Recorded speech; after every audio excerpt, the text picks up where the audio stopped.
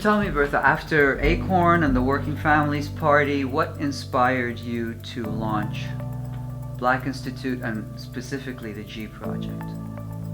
Well, I have to say, sometimes you really do have an epiphany. I mean, I was in Washington, D.C. in the summer of 2009. And if you remember, that was the summer of Obamacare. That was the summer of the emergence of this group of crazy people dressed up in costumes and eventually calling themselves the Tea Party. That was the summer of town halls in which folks were angry. That was the summer in which poll after poll, and some polls would say, well, Americans don't want universal health care or single payer. And if you remember, there was this big skirmish. So now, Obama had just been sworn in January. So this is like 6 months, 7 months into the office. And I literally saw the rise of this fringe right wing. And when they said, America says, I'm like, what Americans are you talking about? Having run New York Acorn and National Acorn, we used to have a joke. And the joke was, whenever a national poll would come out, we would say, ha, ha, ha, they never polled an Acorn member.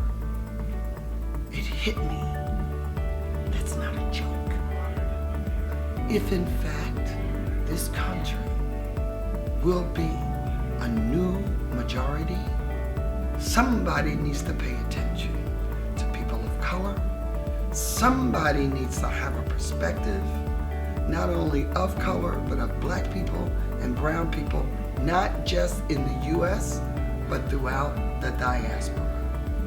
And so, I think sometimes when you have an idea that's been lying dormant for a while, all it needs is a little bit, it's like water in the desert. And I said, you know what? That's it. I've been waiting for someone to say this is not a post-racial society.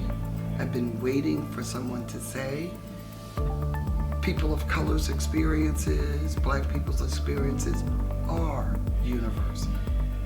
I've been waiting for someone to use their head with knowledge, data, maybe polling, poll us for a change, but then to bring it down and make it plain so that you can develop leadership in the heart of a thing and put that on top of some grassroots green legs so that you can move campaigns on the ground.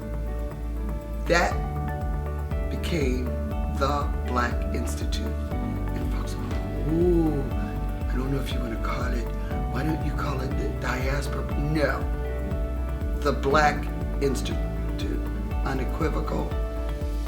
And if I get a strong reaction, let's talk about that. The second piece was immigration. Again, if we're going to be a new majority, and immigration is raging, then our Latino brothers and sisters are our cousins. These are our relatives. But I also knew this, that racism was trying to tear us apart.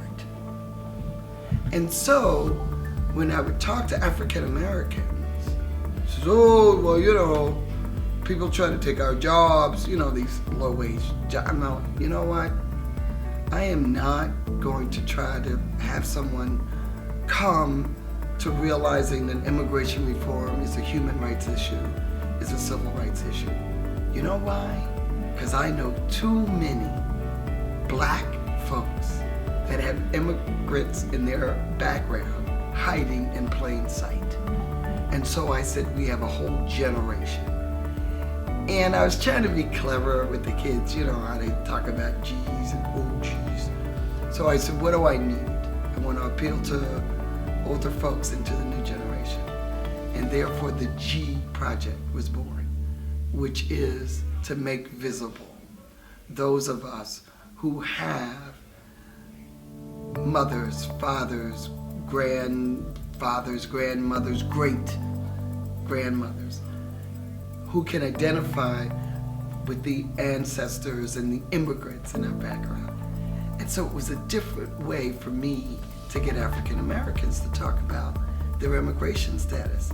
Anytime you've got Colin Powell, Nicki Minaj, and any number of writers, poets, scientists who, in this country, looking at the surface, you're just black. Well, black is deeper and more diverse. And so the G Project, the Generation Project, is to surface that immigrant connection. Beautiful. So now we're going to ask you to do what we asked everyone else to do, which is have a meditative moment. Okay. So you're going to close your eyes, take a deep breath, and just think about some of the things that happened this afternoon. And when you like, you can open your eyes. What's your full name? Bertha May Iona Lewis. And what's your profession? I am the president and founder of the Black Institute, but really, I'm an organizer. Lovely. Thank you so much. Thank you.